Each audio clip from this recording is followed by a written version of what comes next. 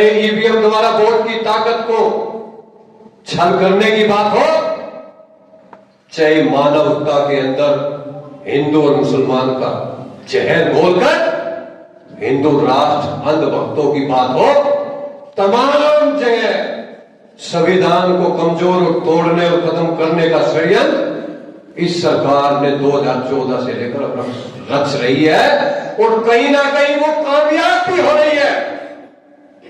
यही कारण है कि आज हम लगातार इन मुद्दों को लेकर लड़ाई लड़ रहे हैं। लेकिन आज हालत यह है, ना हम ईवीएम हटा पा रहे हैं और ना ही हम आरक्षण बचा पा रहे हैं। क्यों? क्योंकि चाहे SC ST, चाहे OBC के संगठन हो, चाहे हमारी पार्टियां हो,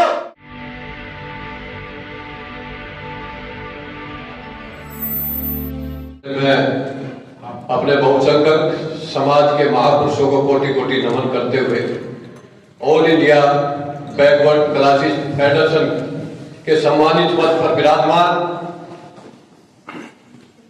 मुख्य अतिथि जस्टिस साहब भानु प्रताप सिंह, सूरज मंडल जी, प्रभात जी, जितेंद्र बघेल जी,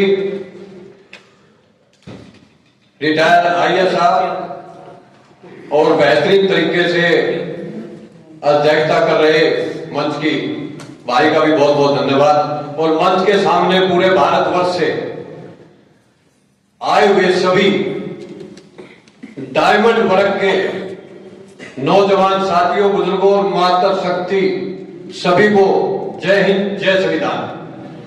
देखिए, ये SC ST और OBC और माइनॉरिटी का जो अपमान देते हैं ना, ये नहीं देना चाहिए। ये वो डायमंड है जिसका कोई मूल्य नहीं है। वो अलग बात है, ना हमारे समझ पाए और ना जितनी सरकारें रही हैं वो समझ पाई।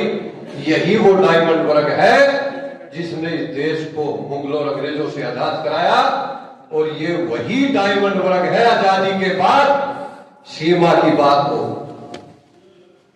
अन्न पैदा करने की बात हो, सामंतवाद के खिलाफ न्याय की लड़ाई लड़ने की बात हो, या जो बाबा साहब ने संविधान में वोट की ताकत का हक दिया है, सबसे ज्यादा वोट की ताकत देकर राज्य और केंद्र सरकार बनाने का या किसी को श्रेय दिया जाता है, तो ये डायमंड वर्ग है। तो इसलिए अपने को कमजोर मत समझो, आप डायमंड हो। अपनी ताकत को मत भूलो, पहचानो। और ऑल इंडिया बैकवर्ड क्लासेस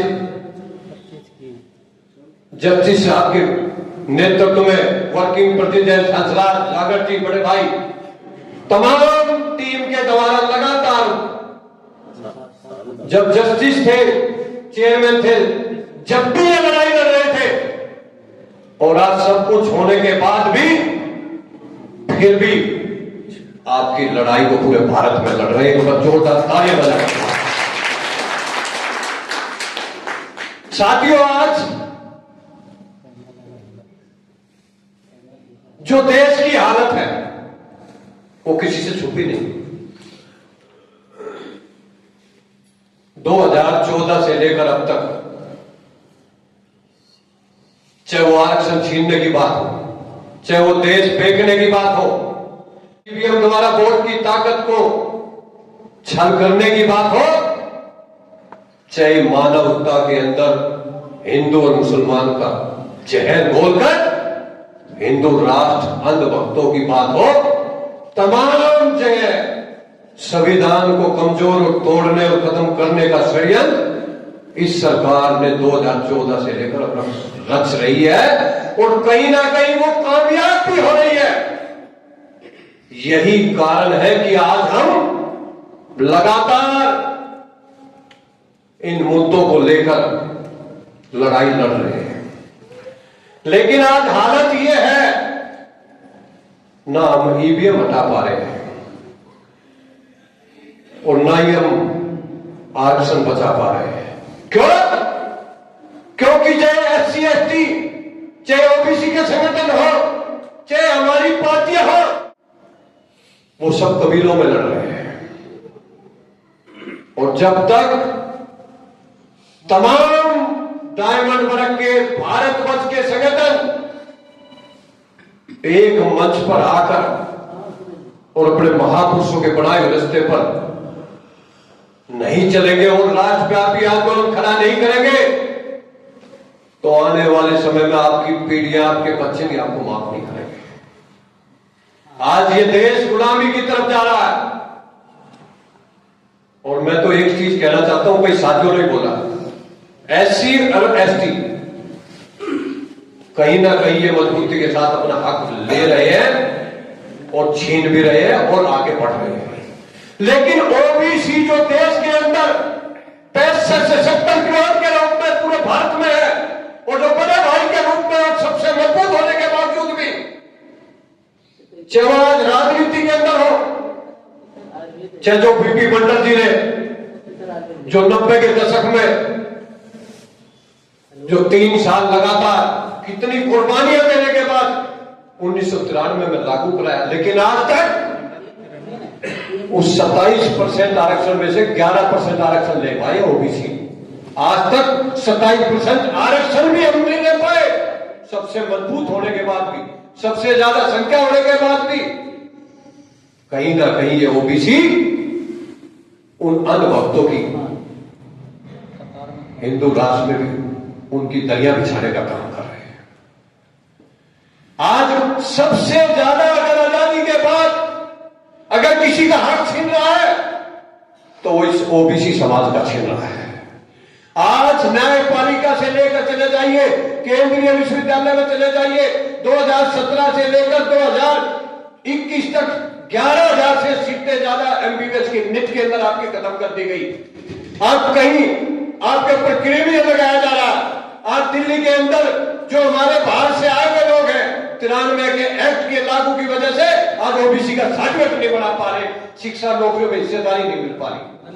आज राजनीति के अंदर 27 मंत्री तो इस नकली ओबीसी ने बना दिए, मां प्रधानमंत्री ने, लेकिन आज तक 27% आरक्षण ओबीसी को नहीं मिला है। मैं खासकर कहना चाहता हूं जस्टिस साहब से, वी द पीपल तमाम डायमंड वर्ग के संगठनों को लेकर निरंतर 7 वर्षों से इस लड़ाई को रामलीला मैदान, प्राची सोशल क्लब से लेकर जन जागरण अभियान के माध्यम से लड़ाई लड़ रही है। आप भी कई मंच पर हमारे साथ आए हो।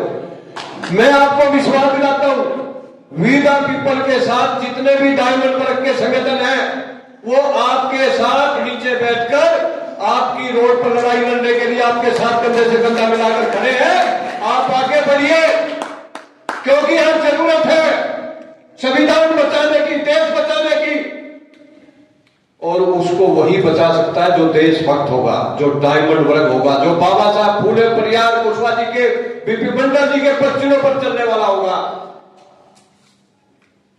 जस्टिस साहब, इस देश को आजाद हुए 78 वर्ष हो गए, लेकिन आज भी वही लड़ाई हम लोग लड़ रहे हैं। कब हमें न्याय मिलेगा? कब हम फूले पैदा करेंगे? कब मंडल पैदा करेंगे? कब बाबा साहब पैदा होगा? आज तक हम एक नहीं पैदा कर पाए। इसलिए मैं इतना ही कहना चाहता हूं, समय का अभाव है। मानवता के अंदर इतना जहर घोल दिया, एससी और एसटी को ओबीसी के खिलाफ कर दिया, ओबीसी को माइनॉरिटी के खिलाफ कर दिया है, और कहते हैं हिंदू राष्ट्र बनाएंगे। मैं कहना चाहता हूं 11 वर्ष से तो ये प्रधानमंत्री बैठा हुआ, हिंदू राष्ट्रपति, हिंदू प्रधानमंत्री, हिंदू सारे मंत्री, हिंदू चुनाव आयोग, सब हिंदू बैठे 11 वर्षों से। किसने इसको रोका है?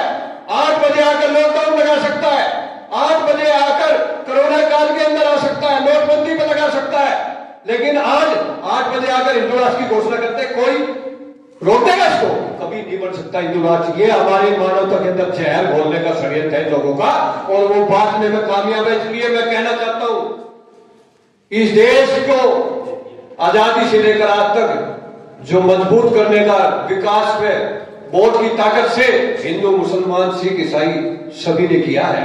ये देश सबका है, इसलिए भाईचारा बनाना है। और all India backward classes federation को मैं विश्वास दिलाता हूं, जहां भी हमारी आपको जरूरत पड़ेगी हम आपके साथ खड़े होकर कंधे से कंधे मिलाकर इस लड़ाई को लड़ने में आपके साथ खड़े रहेंगे। जय हिंद, जय संविधान।